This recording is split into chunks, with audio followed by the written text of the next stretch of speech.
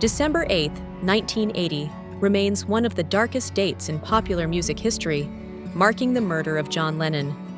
Nearly 45 years later, the sense of loss has not faded. Around the world, fans continue to grieve, not only for Lennon the musician, but also for Lennon the activist and cultural voice. Although the Beatles had gone their separate ways a decade earlier, the bond between its members never truly disappeared. Paul McCartney, in particular, was deeply shaken by the death of his closest songwriting partner and friend. In a 2022 conversation on SiriusXM's The Beatles channel, McCartney reflected on how overwhelming the moment was. He explained that Lennon's death felt universally painful because John was such a distinctive, beloved, and unpredictable figure. The shock, he admitted, left him almost unable to speak about it at the time.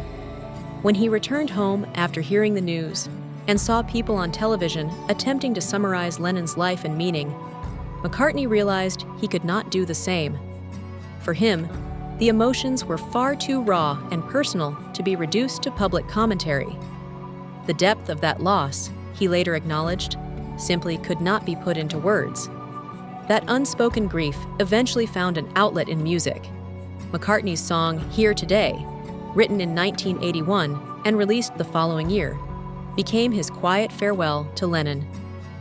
He recalled that the song emerged in solitude, sitting on a wooden floor with a guitar, letting the chords guide him. One line in particular carried intense personal meaning, rooted in a night the two shared in Key West, Florida. During that evening, fueled by alcohol and introspection, Lennon and McCartney opened up to each other emotionally, expressing affection and honesty that had often gone unsaid. Because of its emotional weight, McCartney has since admitted that performing Here Today, Live is difficult, as it often stirs feelings he still struggles to contain. Beyond his connection to Lennon, McCartney has often spoken about creative rivalries that shaped his musical life. The Beatles and the Beach Boys stood as two defining forces of the 1960s, each pushing pop music into new territory. While their legacies are frequently compared, the relationship between the bands was rooted more in mutual respect than hostility.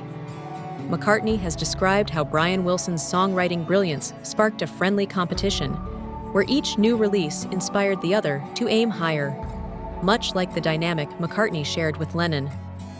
One Beach Boys song, God Only Knows, has held a particularly powerful place for McCartney.